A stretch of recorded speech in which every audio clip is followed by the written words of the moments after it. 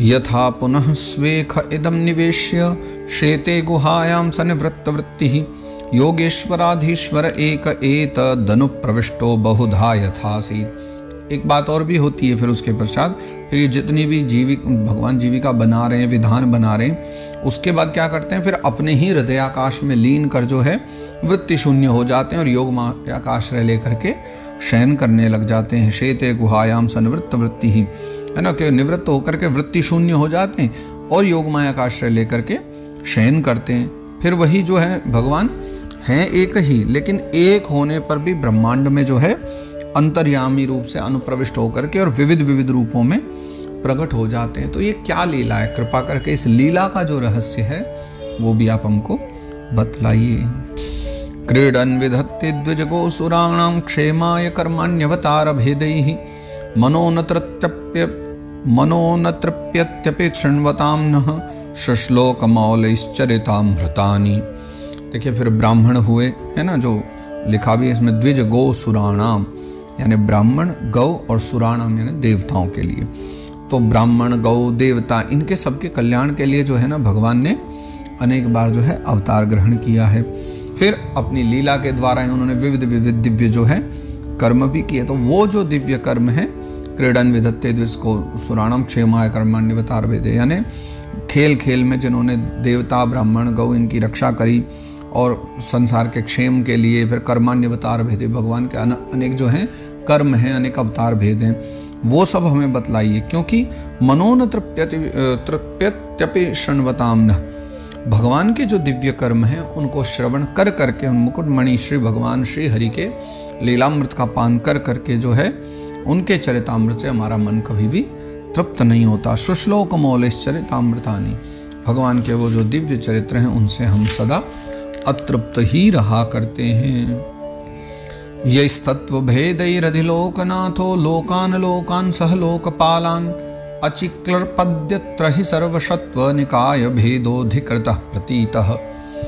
फिर विदुर जी ये भी कहते हैं कि हे मैत्रेय मुनि, हमें ये भी बतलाइए कि फिर वो जो संसार के जो लोकपति हैं, आपके बनाए हुए अलग अलग पदवी हैं ना, तो उसमें जो लोकपति हैं और इन लोकपतियों के भी जो स्वामी हैं भगवान श्री हरि, उन भगवान श्री हरि ने लोकपाल और लोकालोक पर्वत से जो बाहर के भोग हैं, है ना, ये सब प्रकार के प्राणियों के अधिकार के अनुसार हम दर्शन करते हैं कि भिन्न भिन्न भेद से प्रतीत होते रहते हैं। तो ये सब जो कुछ भी लोक हैं, लोकपाल हैं, लोकालोक पर्वत आदि हैं, ये सब जो हैं ये किस प्रकार प्रकट हुए, अर्थात किन किन तत्वों से इनकी रचना होती है। जैसे शरीर तो पंच तत्वों से हैं, लेकिन और भी तो संसार में बहुत सारी वस्तुएं, तो कौन कौन सी किन तत्वों से किस प्रकार से उनकी रचना होती है, कृपा करके आप हमें वो सब भी बतलाइए।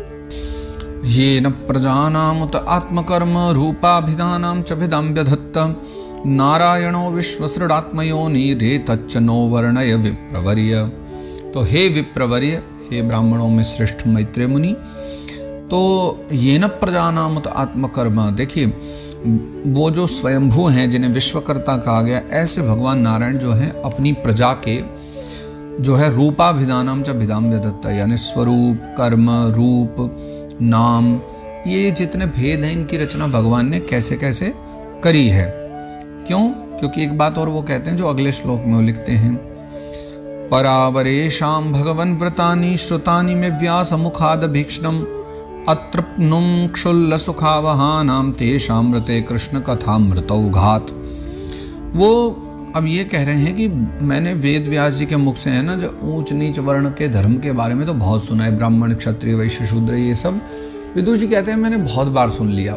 ये सब धर्म की बातें, वर्ण व्यवस्था की, ऊंच नीच की बातें, ये मैं बहुत बार सुन चुका हूँ। लेकिन अब तेषामृते कृष्ण कथामृतौघात, अब कृष्ण कथा रूपी जो अमृत है उसको छोड़ करके मुझे कहीं नहीं जाना, क्योंकि कृष्ण कथामृत के प्रवाह को अथवा कहीं कृष्ण कथामृत के रस को छोड़ करके बाकी सब चीज़ों से मेरा चित्त जो है ऊब गया है।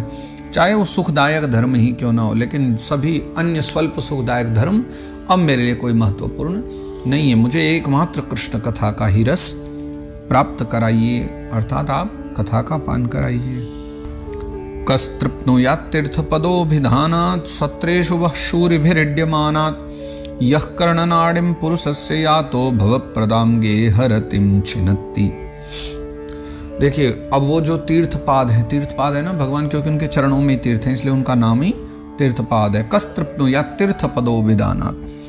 तो तीर्थपाद भगवान जो श्री है, हरि हैं, उनके गुणानुवाद से तृप्त हुआ ही कौन है आज तक? जो हो जाए मतलब उसने रस को ही नहीं जाना तो तृप्त हो भी कौन सकता है।